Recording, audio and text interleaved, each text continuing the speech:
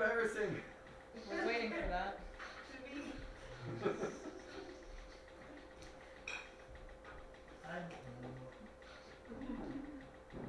YouTube Studio sucks the big one. Wait, what? But now Google knows you hate them. Google already knew I hated them because I don't use their shit. Oh, don't you? So all the folks over there might want to come this way. Yep, we were waiting for you. Yup, we are now essentially ready. I would play fish. We are almost ready, but I need to unfuck the stream. That sounds like a personal problem. Well, it's a YouTube problem. YouTube is a It's like disaster. a fish, but there are. That sounds right. Like when I use YouTube to watch things, it's not a disaster. But when I try to use YouTube to broadcast things, it's unmitigated. Do we have everybody? It's insufferable and unsolvable. Are the people who came in your car here? Yeah, all cars but Darby's. Is everyone here right now is what I'm asking. Yeah, sure. Aaron, were you joining? Were you? Okay. He's not allowed to be any closer. Very articulate, Aaron. He could be on the other side of the table. But he'd be facing the wrong way. Could be in that. I don't know. He can be wherever he wants. He's an adult. Good? Ready to go? All right. Hey, David. All right. So, this is a presentation followed by a workshop on puzzle writing. Mostly hunt style. If you want to learn how to write a Sudoku by itself, I am not the person to teach you that. So, gonna have an outline, or gonna have a bunch of things we're gonna talk about. I should be able to look this way. Just go through high-level topics here. So, introduction. Puzzle writing is an art form. There's probably not any really unbreakable rule. I've seen a set of puzzles where all the answers are complex numbers. I've seen puzzles where the alphabet being used is Old English. You can do what you want, but you should be very careful if you do things that haven't really been seen before.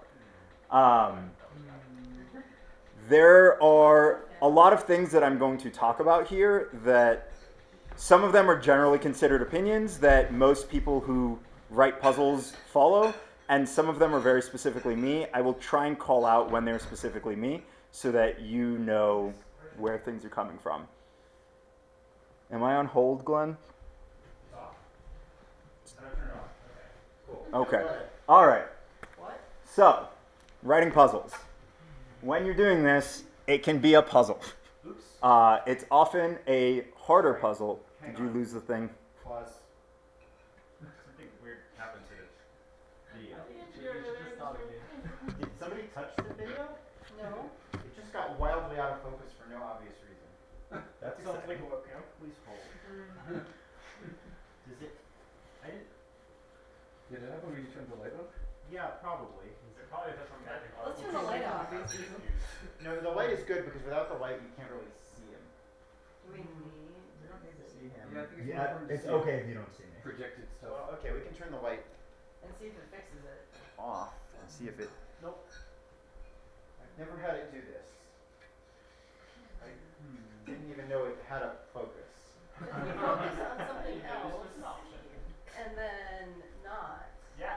It just snapped. Got Okay. it. All right. My apologies. It's back in focus. I You turned wanna it off and on again. Continue or start over as you prefer. I'll just continue. Okay.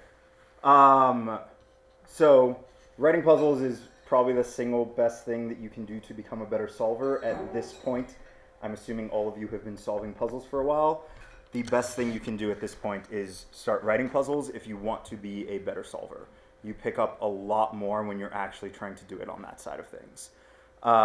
If you're going to write puzzles, make sure you find someone, mentor, editor. Mentors tend to be, they're going to be involved from the very beginning. Editor is more like, you've written the puzzle and now this person's going to look at it and give you a bunch of advice. They're essentially like a really strong tester. But sometimes you will just explain to them how it works in order to get them through the whole thing. But when you're writing puzzles, try and think about like, what is it you love? What is it you hate? Go for more of the first and avoid the latter. It's important.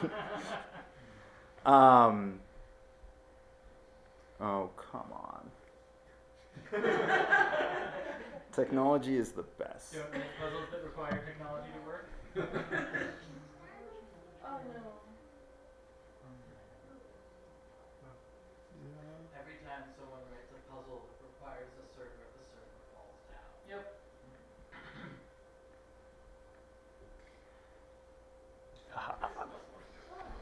Okay, so when you're writing a puzzle, know who you're writing for. You're not going to run an MIT Mystery Hunt puzzle at a puzzle pint, and vice versa.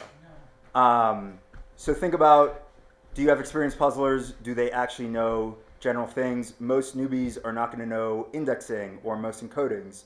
So keep that in mind. If you're going to use them, you have to kind of get them that way a lot harder than if you're writing in a Mystery Hunt puzzle. You can assume people know what those things are. Are you writing for an event like Dash, where everyone is solving the same puzzle, or are you solving for an event like, again, Mystery Hunt, where there's a bunch of puzzles out and people are going to paralyze on them?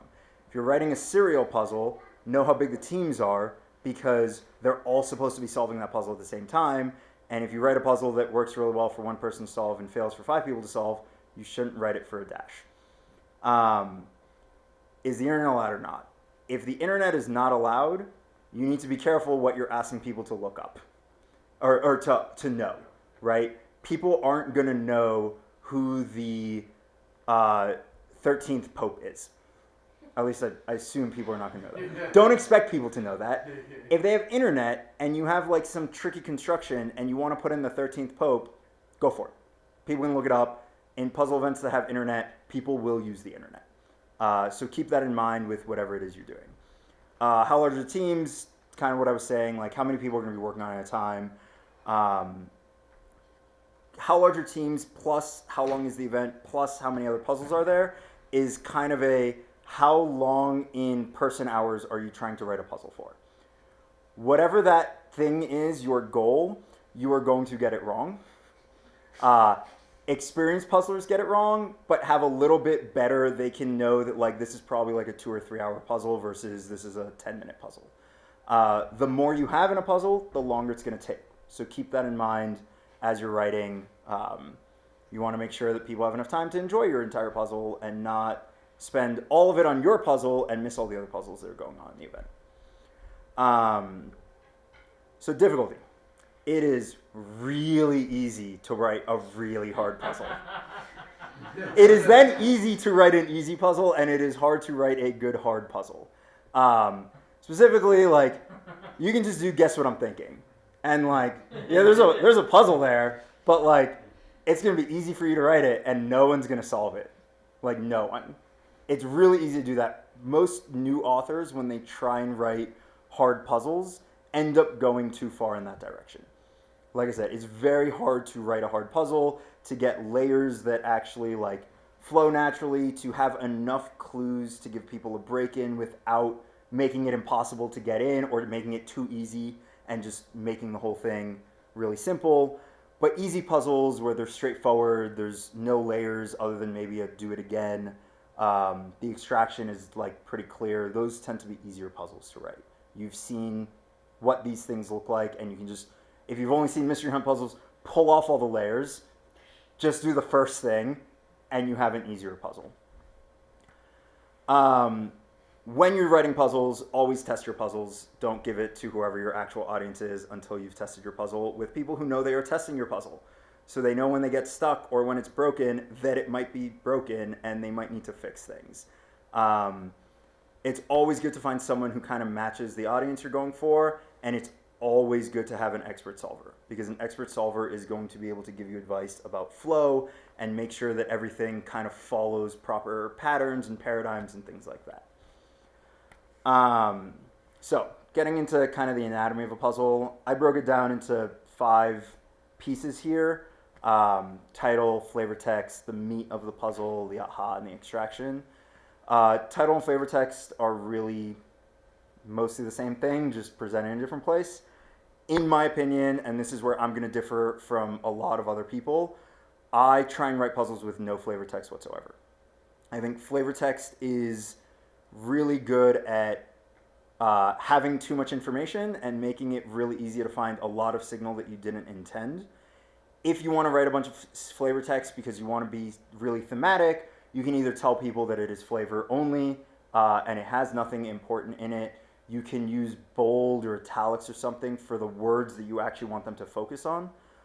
If you have a really long thing and you're using Braille and you use the word like feel your way around or something, you can italicize feel your way around instead of trying to identify that that was the key piece of information I needed in 3 paragraphs of text.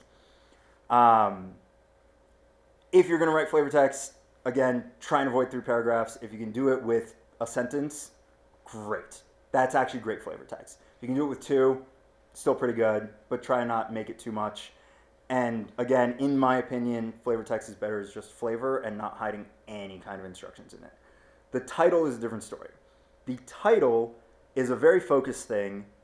When you get stuck on a thing, often one of the places that you want to look is the title, and there's no extra data going on there. There's a very specific thing. If I've gotten to a point in the puzzle where I'm stuck and I read the title, hopefully it is now incredibly obvious to me that, oh, of course, this is referring to this thing that I've now understood. It's a little harder to do that with the flavor text. So the meat of the puzzle is the most important thing in your puzzle. And this gets lost a lot of the times, especially in mystery hunt things.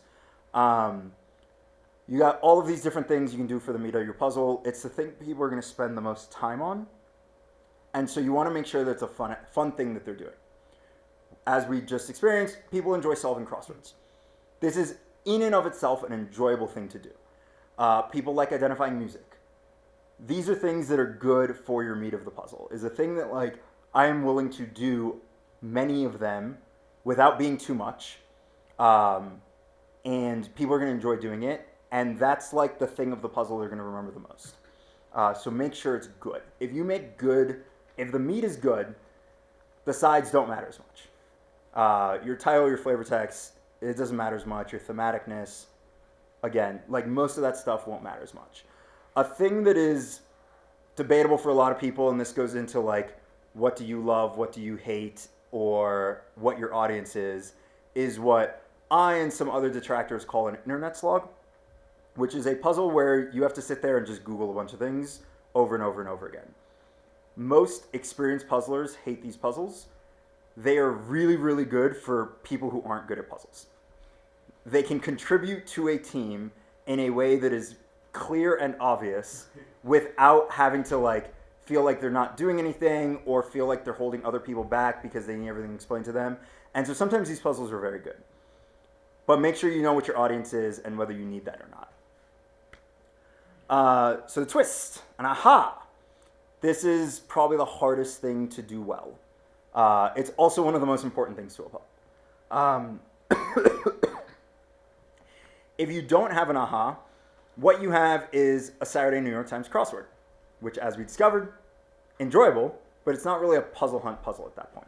It is just, I know exactly what to do, I'm going to go ahead and do it, and there's nothing that trips me up. A Thursday New York Times, for those who do it, or a Sunday, has a theme, and often has a weird theme, like a rebus or something, which does involve some bit of an aha. So what you really don't want to do is have it come from nowhere. If it's something that like, I solved all of the meat of the puzzle, I've solved all of the answers to these clues, and I still have no idea what to do with them, that's how you end up with stuck puzzle, almost guaranteed. When you can intertwine the aha with what you're doing in the meat, it works out really nicely, especially when you can pull the extraction from there. So for instance, if you have a bunch of crossword clues and they all come out to be, I don't know, capital cities of countries, but they're like, or let's say presidents, but they're clued in some other way, right? Like you can clue Washington with the state or Lincoln with the car. But like as I'm answering them, I'm like, oh, aha, these are all presidents. And now I do something with the presidents in order to do a thing. And the fact that they're presidents, I pull stuff out of there later. If you put too many ahas in, every aha you have is a place someone's more likely to get stuck. So the more you have, the harder your puzzle is going to be. Excuse me. So again, you want to know what your event is. In Mystery Hunt, having 4 ahas is not unheard of. In Puzzle Pint, if you have 4 ahas, no one's going to solve your puzzle.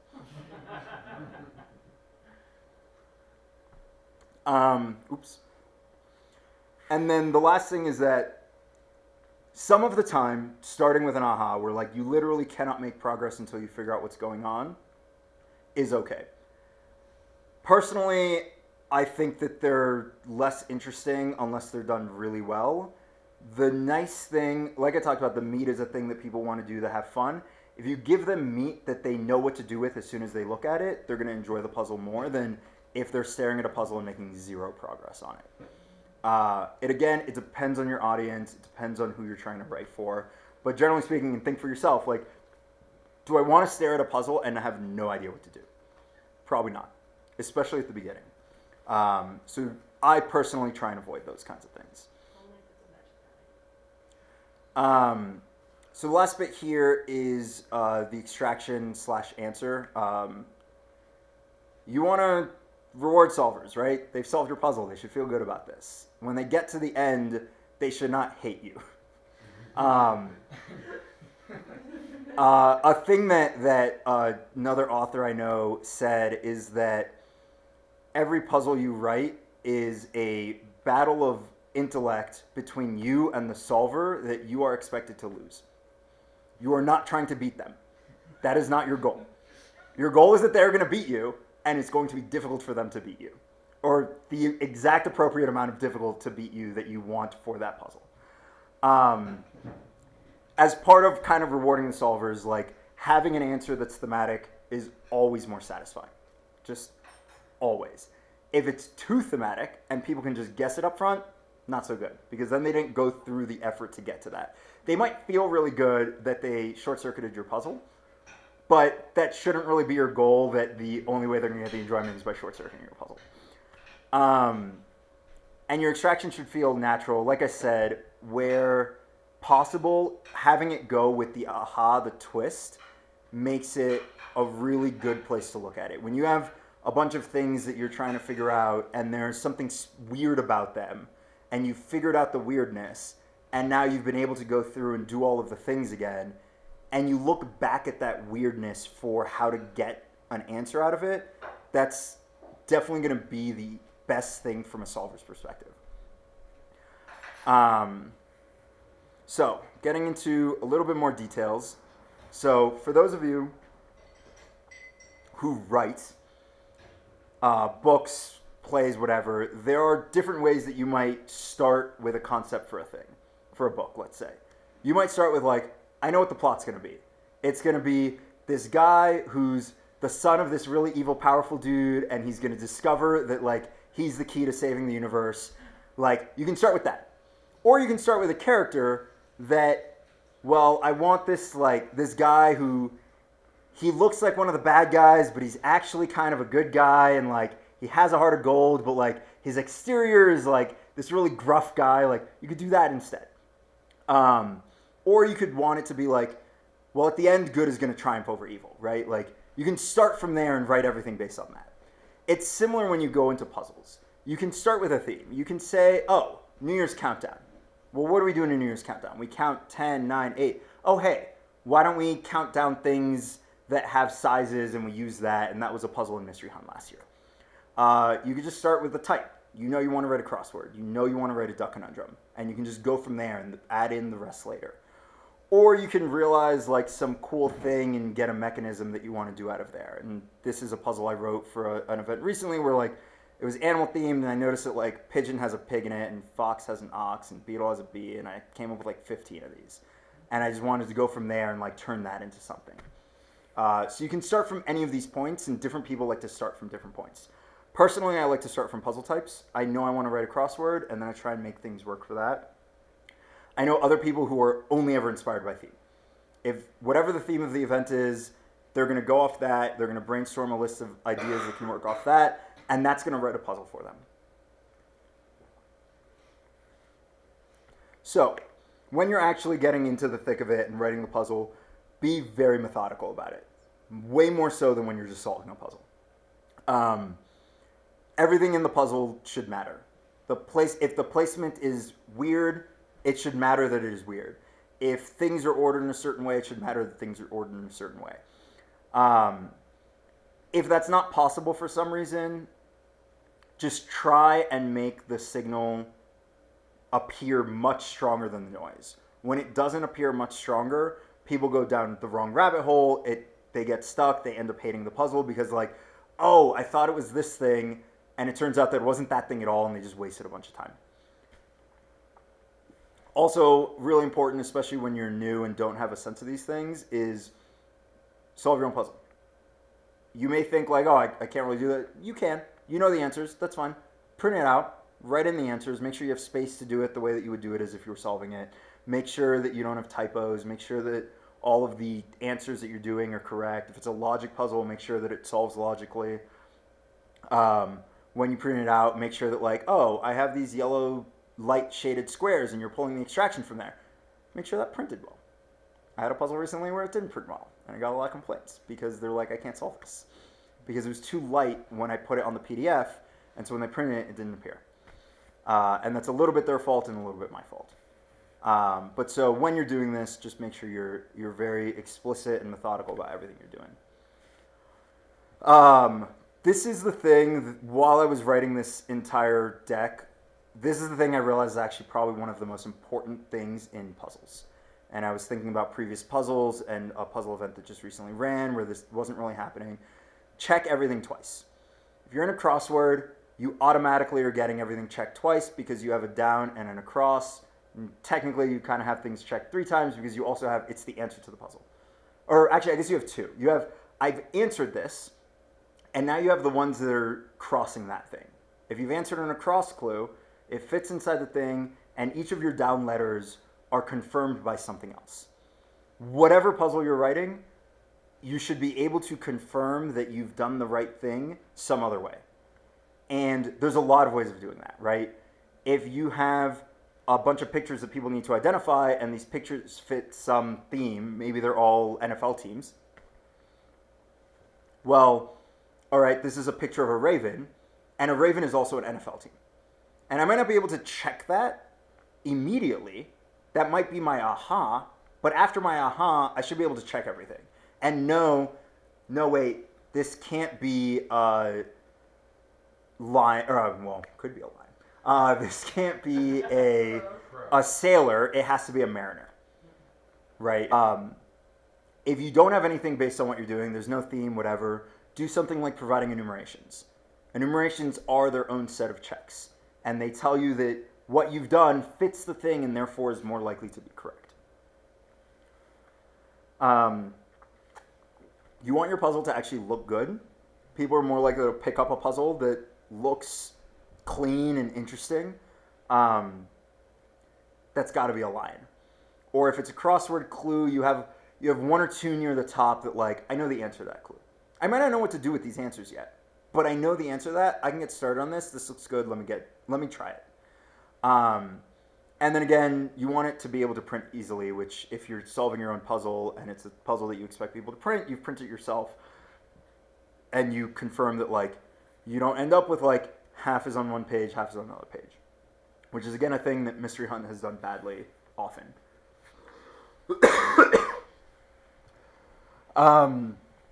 So ordering of things. I said it earlier.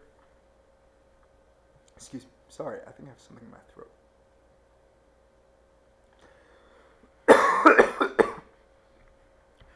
The order of things has to matter.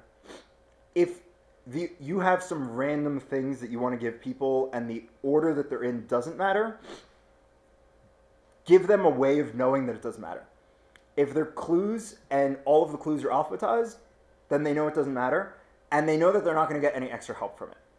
If you want to give them a little extra help, give them the clues alphabetized by answer. It's still not an order for them to use to do whatever it is you want them to do, but they can use that information to help them solve. Kind of helps with the double checking everything. You can also alphabetize by transformation, and if you're going to do something like that, it tells people that the transformation is what matters. So like, I've got just a list of cities here. Let's say you got these somehow. These are all capital cities of states, and if you write down the states next to these, the states are alphabetized. And so in this case, I'm trying to get you to do something with the states rather than just the cities. And I'm telling you that by having made the states alphabetized. The order's not right, but this is the data that matters. If you have to do it random for some reason, you don't want to give it, there's no clue order, or there's no alphabetizing by clue or anything you can do, just tell people. Tell people that the order of this does not matter. Otherwise, they will find signal in it, every time. On a similar note, when you're indexing things, there's often a bunch of different things you might index into. And if you're not giving enumerations for some reason, then people don't know whether to do people's first names or their last names or their full names, or in some cases a transform name. And so if you're going to end up using one of these and you need to use full names or something, try and have an example where the index is too long for it. You've seen this while solving. I want to index into this. Well, I can't index into the last name. It's one of them's too short. And I know that this last name is correct. Let me not use that. Like in this case, the only full name fits, like even the transform name. Like if you take their superhero name, Batman is too short. And so you know you're not looking for that, despite these all being superhero alter egos. If you've alphabetized by a thing while they're answering clues, that is, again, like the last one where the ordering was by transformation, I wanted you to look at the states. Well, if I've alphabetized by last names, then it's a thing where you're more likely to look into that last name when you're indexing into it. These are just kind of examples. There's a lot of other ways of doing this kind of thing. It's just something to keep in mind that, like, you can guide people to these things that you want them to do without being explicit about it. So try and do that when you can. When you get to the end, you kind of have two options. You can just have whatever letters they're getting or whatever be the answer. You can have it be a clue phrase. If you do it to a clue phrase, they should know what they're answering. If I say, if the thing you get at the end is President of the United States of America, is that the answer? Is the answer Trump? Is the answer Donald Trump? Is it some previous president? Now, if there was some theme, if the theme was like, well, we care about second, everything we've been doing is second, and you do President of the United States of America, well, then it's Adams. You might still have a problem with John Adams versus Adams, but there's a little bit more information there that allows people to know what it is you're going for. Personal opinion, image identification is really bad as a last step. It's often much harder to do than you think it is. If you're going to do it, before you've ever written the puzzle, take the image, show it to a bunch of people. Ask them what it is. If you can make it thematic, and therefore you get that extra check, then that becomes more okay for image identification. But if you just have this generic picture of a thing, there's a bunch of synonyms for words, and there's a bunch of interpretations that could be different of what it is you're looking at. And many people are just not going to see the thing that you think they're going to see. And so generally, like, I'd say don't go for image identification as the last step unless it's really clear and it matches against the theme that you've been doing for the rest of the puzzle, and so people know they got the right thing when they get there. So, errors in extraction. This is important to me. Raise your hand. There's error in this. Raise your hand if you know what the answer is. It's pretty much the whole room. So, it's Florida, right? You got a letter off, but you still knew that it was Florida. How about this one? So, a little less people. Some of them got it real fast. Going for Pinot. It's a little harder, though. You're one letter off. You're not actually sure where it's going. You could instead use a clue phrase here. That clue phrase has like 4 errors in it. Oh, And I bet that you still can fudge past those errors and figure out what this clue phrase is going for, and whether you know the answer or not, can look this up. So if you have an answer that you're going for that is going to be harder to fudge past errors, go for a clue phrase if you can. Maybe you don't want a clue phrase. Maybe it's hard to have a clue phrase. I'm actually really curious if anyone knows what this is. This is a literal error we made in a dash like 6 years ago, and it's haunted me because we had to resolve the entire puzzle. Oh, jeez. I It is Matsudo, which I've never heard of. It's apparently just a prefect in Japan. If you type in Setsudo, Google will not autocorrect you. Matsudo is not common enough or popular enough to be autocorrected to. So if you get there and you're stuck, your only solution is to go back and check for all of your errors.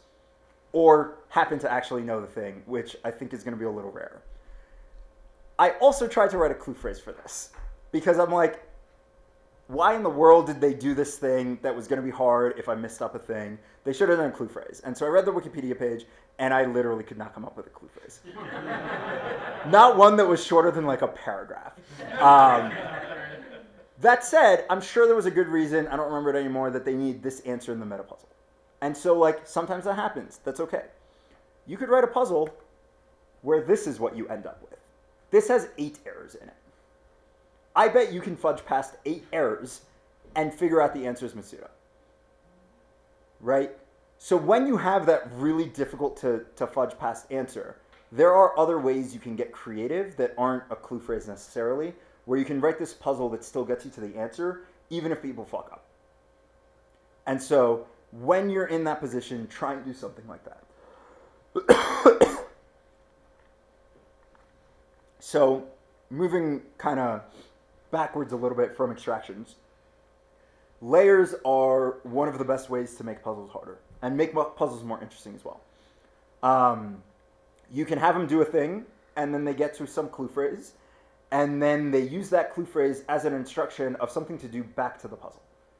And if you're really good, you can make that happen a few times. And they're kind of reusing most of the same data, and it's very difficult to write, but it's really cool when it happens. But every time that you can add a layer, well, you're doing this, but then it becomes this other thing, and you're now doing that other thing. It's pretty cool. It's really helpful to have these mid-solve phrases. I call them partials. I don't know if that's a common term, but in the Seattle community, they're called partials. They're short for partial progress. You've done something legitimate. Use that to keep going. You should always be sure when you hit those partials that what you're doing continues to be correct. If what you're doing with layers or with different things is that you need to figure out A, and then you need to figure out B, and then you need to figure out C, and if you figure out all of A, B, and C together, you get signal. People are very unlikely to figure out all 3 of those things before realizing that it's the right track and doing that. Give them signal when they've solved A. Even if it's not the whole thing, even if it's just part of what's going on, give them some signal that it's right. When they do B, give them some signal that it's right. This was actually a problem with Microsoft Puzzle Hunt, the final meta that we had 3 years ago, where the meta was essentially broken for everyone in the event. He required you to figure out 4 things at the same time in order to get signal that what you were doing was correct. And it meant that pretty much no one, I think one team got it before he started heavily hinting it. And it broke the event. It was the last puzzle. Everyone should have, or the top teams should have finished at like midnight, and instead they finished like 9 hours later. And it's really problematic. Spelling English. It might not spell my phrase, but I see when I did this thing that I got letters that looked good. So that's good. I don't remember if I put it on another slide or not, so I'm just going to talk about it here. If you've got a puzzle that starts as one thing and then transforms into a completely different kind of puzzle at some point, keep in mind that by doing so, your solvers might not get the full solving experience of your puzzle. I might solve this first part and then have to hand it over to someone else because I am not good at doing the other thing. This goes especially true with puzzles that look like you can do them by hand, and you can do a bunch by hand, and then have to be handed to someone to be programmed. It's just not fun for people at that point. Probably the person who ends up programming it was not involved originally. The people who were involved originally had to stop working on it because it had to get handed over to a programmer. And in the end, no one really got your whole solving experience that you were going for. And so they're not going to have enjoyed it quite as much. The people who did a lot of the work up front won't have gotten that like satisfaction of getting to the end. And the person who's programming it missed whatever aha you had that got it to the point where they're like, oh, we need to program this. So getting near the end here, meta writing, I did not talk about at all. and I'm not. You need to know that there's going to be a puzzle that's going to be able to handle an answer like that. You want answers that people are actually going to be able to figure out. When they see it, they're going to understand it's an answer, and you need to be able to get the thing is solvable regardless of what small number of answers are missing. The example that I have for this, where the particular answer was more important than others, was the Dream Hunt a few years ago with the Dallas meta, where one of the answers was like Tolkien or something, and that gave you JRR. And the whole thing was about finding letters between a J and an R that was this association thing. And all of the other ones kind of had it, but it was a little harder to do it. But when you got Tolkien, you're like, oh, JR, and Dallas has JR, and clearly I'm looking for JRs now. And that was the last answer we got. And so don't try and hide that from people. They're just going to end up hating your puzzle. There's a lot more I can go into with meta. There's a few more here. All of these are pretty much arguments I've had with other authors. So I recently was talking to an author who had a puzzle that I felt was kind of inelegant. He took subway lines that you figured out, and they were associated with a letter, like the D line or whatever. One of the numbers was the number 2, and it was actually the word TO.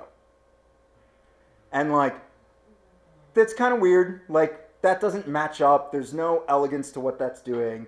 And when I brought this up to him and I started discussing with him, he's like, but you got it, right? I'm like, well, yeah, I got it, but like, it's not clean. And for him, all that mattered is that it was solvable and that you could get to it without much difficulty. And in my opinion, everything needs to be clean. Everything you're doing needs to be clean.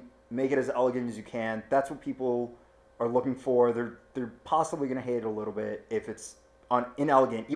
Great.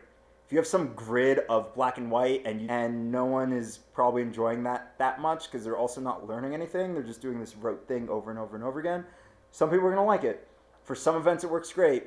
People who have a little bit of puzzling experience and know about these can look at it and recognize like, oh, that's semaphore, and feel smart about it. But I don't really find it that interesting as like the meat of a puzzle. If you're going to have people alphabetize, if you're writing, say, a meta, or you have something that is kind of meta-like at the end, and you have some set of answers that you want people to alphabetize, it should not be a random set of words. It should be words where the first letters are A, B, C, D, E, F, or however many you have. If you need it later in the alphabet, also okay. But there needs to be some kind of clue to people that this thing being alphabetized makes sense, not, I have this giant list of words and I don't know what to do with it. Why don't I try alphabetizing it and then doing whatever indexing or something I've been given? That's me just trying everything because I don't know what to do. If I know that there are letters A, B, C, D, E, F, I'm going to notice that and be like, oh, let me reorder this into this order. If you're writing something that I want you to like, I don't know, connect lines together because you're spelling English words. I personally find that much less interesting than if you have some reason why these lines are connecting. And once I've connected all these lines and I look at it, I'm like, oh, these letters that I've put on these lines spell English. Cool. Rather than like, the thing you're doing is, well, let me like tile these things together until it spells some English phrase. Personal thing, again, I avoid those at all costs. This is what I was talking about the programming becoming this other puzzle that like someone's not going to get the entire experience for. If you guys actually remember from the year we wrote, Derek Kisman had the fractal word search, which I think is one of the coolest puzzles I've seen, except that he took it way too far, and everyone I talked to really enjoyed the beginning of it and really hated the end of it because it was really fun to do for levels like 1, 2, 3 by hand, and they were really having a good time. And then at the moment that you had to go past like level 5 to find these things, you had to program it. And the people who'd been solving it were not the people who finished it. And so they didn't get to really experience that. Despite loving the early part of it, they're like, well, I can't finish this. So I avoid those whenever I can. All right, so that's the end of my presentation. We, for the weekend, are going to split up into teams. You are going to have your team, and you're going to write a puzzle. And tomorrow night, probably after dinner, we'll say that the puzzles need to be done. If everyone needs more time, we can work that out, but plan for that. And when we get there, we will switch tacks, and now you're solving all the puzzles everyone wrote. So this is called an iron puzzler. If you are familiar with that, you don't need to be familiar with it. So do something on, like, save it to PDF in the end so that we can just print a bunch of copies for everybody, distribute it, and then we'll have like a mini hunt going on here. And then people can talk about it as they want. I thought about doing like a more formal rating system, but I think people are going to enjoy just talking to people about the puzzles instead. So we can split into teams randomly by just kind of counting off, or if people like have specific people they'd rather work with, we can do that instead. So give people a moment. We'll just do like a quick vote on this, I think. How big, 3 to 4 teams. I think, how many people do we have here again? 3 or 4 teams? Teams of 3 or 4, sorry. How many people do we have total? How many people are sitting here? We have like, 15 or something? 16? yeah, I think Uh, there's and- we have 16 RSVPs. That doesn't. I count 14 in front of me, plus Darby, who's going to be here. And if we don't count myself, we have 15 people, 4 teams. Why would you be off of that game? Because I'm actually going to be like mentor / editor. Okay, that's If you have questions about what you should do with writing a puzzle or anything, I am here to help you. why do you got that? Well, you do that and also write a puzzle. I won't be able to solve any of the puzzles. I can also provide a bunch of puzzles I've written if you want. Is there like a meta with answers to be distributed? How about if everyone figures out an answer they're going to write for, I will write a meta for it. Also, what's the theme? I will get to that. First, I wanted to get teams on. So how many people want to just do teams randomly? Raise your hands. Like counting off. I see a lot of like, eh. How many people would rather like pick their own teams right now? Okay. 2 to 1. More people feel strongly about that. So let's take a minute to do that, and then I will reveal the theme. So go for teams of 4. There'll be like 1 team of 3 and 1 team that will pick up Darby. I guess if we're not going to do it randomly, then we should probably try to balance. I don't think. No, it's fine. Yeah. If there's a team of just less experienced people, they're going to get more out of it. What I do? we were best friends in like. not Do that people have teams that they are sort of on right now? Who needs a Anyone person? need a Okay, I'm God. we have space for an I'll never forgive you. Dude is not required. Are you all a team? Is that what's going on? And the couch, and then what are you two doing up there?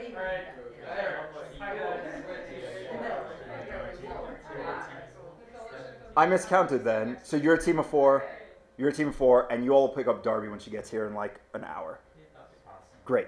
Okay. So the theme is 2014, 2016, 2018, which you might know better as French Canada, Light, and Cat. This is 2018. Rage Against the Dying of the Warehouse, I went with Light. And Rage of the Quebecois from year 1 for Rage is French Canada. Use 1 or as many of these as you want. Use at least 1 as part of your theme. They're intentionally broad and random to see what you come up with. If you can use all 3, great. Do not feel obligated to use all 3, but you must use 1 of them. Alright, so we have 4 teams. And that is the end of what I'm doing.